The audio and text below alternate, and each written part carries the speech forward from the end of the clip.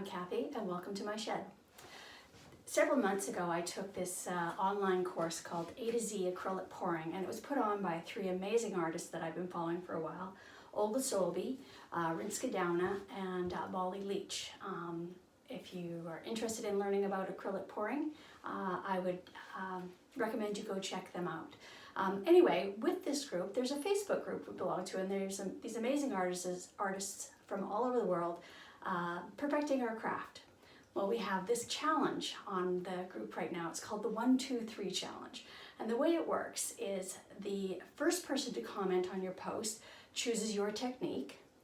The second person chooses 3 colors for you to use, and the third person chooses a tool for you to use. So this has been a lot of fun watching what the other artists have been doing, and I've been throwing in my comments and colors and tools, and it's been a lot of fun. So I thought, okay, I'm going to break down. I'm going to be part of the challenge as well. So today I'm going to show you my challenge.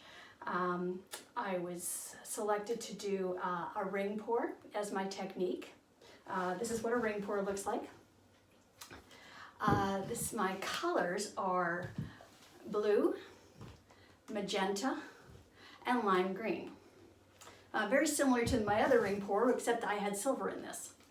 And then my tool is a fork. So this should be really interesting. So I'm going to pause this and I'm going to bring you down, and I'm going to show you what we're doing. Okay, we're back. What I've done is I had pre-mixed all my paints. So I have Winsor & Newton's Winsor Blue. I have Pebio's Iridescent Green Yellow. And then I have Pebio's Iridescent Violet Blue, which is magenta essentially. And then what you do is you take all those paints and then you layer them in a cup. And so I've layered it. So those are my paints. My canvas is ready. And I opted to go with a meat fork because I like the tines on it, and I didn't want to use any one that I was eating off of. So now we're ready to go. So with a ring pour, you start in the center. I'm just going to move this so I can. You start in the center and you hold the paint and you pour it, and it goes around in circles. So let's see what we've got here. Cross your fingers. I've only ever done one of these before, maybe 2. So this is definitely a learning experience for me. Okay. All right.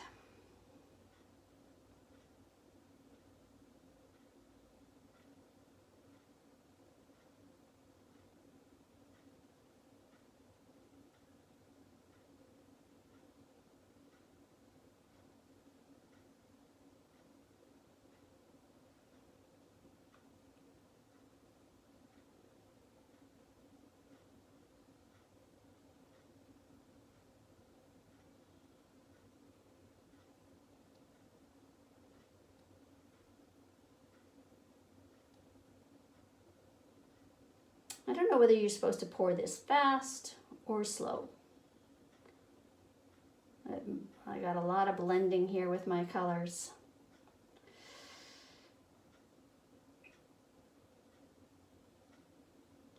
But that's why you experiment and you see what works. I think maybe my paint might be a bit thick.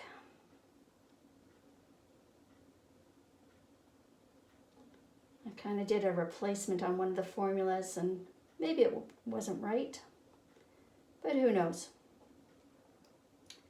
Okay. Didn't use all the paint, don't have to. So I'm going to torch this and get the bubbles out because it was very bubbly. And I'm going to put some white around it, some white paint, my regular white paint, and that'll help the paint to flow better off the canvas. And my husband made me this handy dandy spinner, and I've never used it, so I thought I would use it for spreading things around. So today is all about experimenting.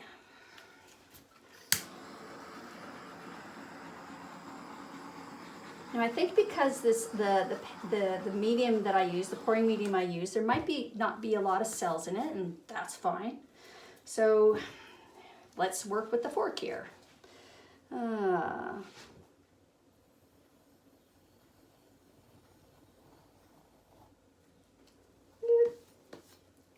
And we'll go this way.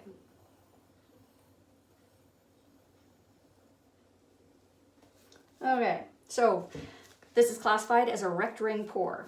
I think it's already wrecked because I don't have enough rings, but let's see what happens now. Let's move everything out of the way. Well, let's spin. Cross fingers. Maybe faster. Oh, this is going to be nice and messy. Ooh, look at this is going on. Okay, other way.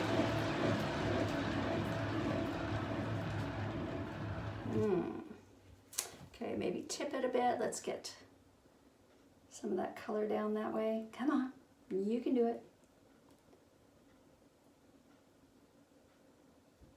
Get that corner. Whoop. Bring it back.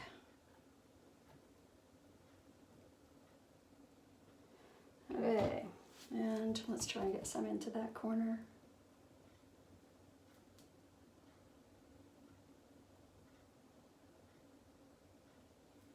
There we go. Okay, this is looking kind of cool. Woo! Sorry about that. Moved it. There we go. Okay, this is kind of cool. Okay, this is still quite bubbly, so I'm going to torch it again. Oh, wait, let's get that corner there.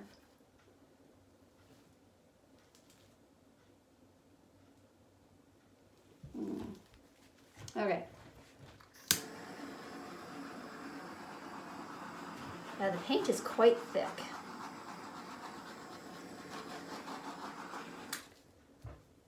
Okay. Let's take some of the color, touch up the corners.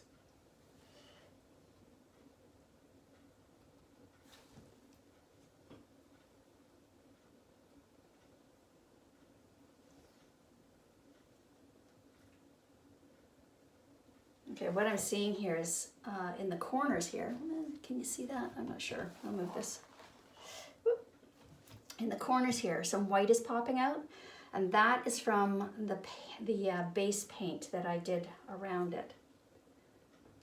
Not a bad thing, just wasn't what I was anticipating. You could probably pour a bit more. Oh, look at that. That's pretty. Okay, let's take some of that. No, don't want to do that. Let's just tip it.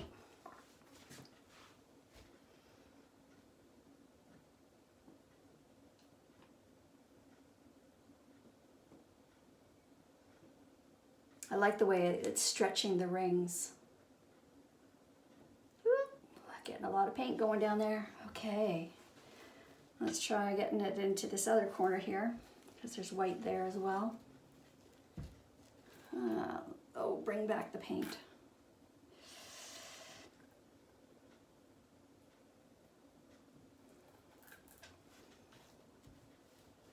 Oh, this might not work. And this is why we test things and experiment and play. Okay, got that off. All right, let's bring it back, bring the paint back to the center.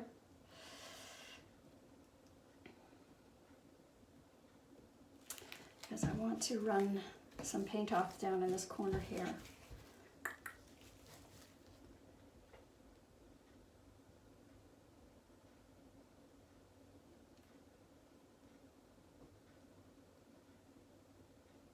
Come on, keep going. Yeah, okay. I really like the lime green there, so I want to bring some of that back down to the center.